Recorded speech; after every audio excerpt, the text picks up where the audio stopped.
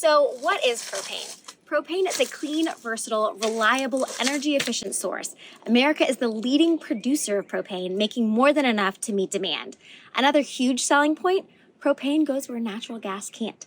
Builders don't need to wait for the utility company to install a natural gas line to be able to build and a homeowner to move in.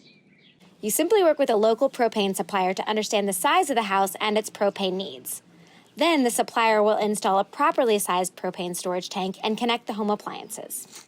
Maybe you're thinking homeowners may not want a visible propane tank in their yard. No problem. They can be installed above ground or buried underground.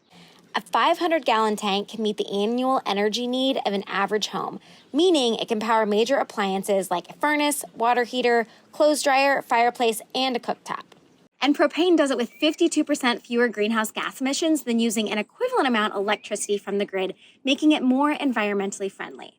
Propane is part of a wide path to achieving a low-carbon future. Not only is it a clean energy source on its own, propane works in tandem with other energy sources like solar, electricity, and wind, as it will take a mix of energy sources to ensure all of our energy needs are met.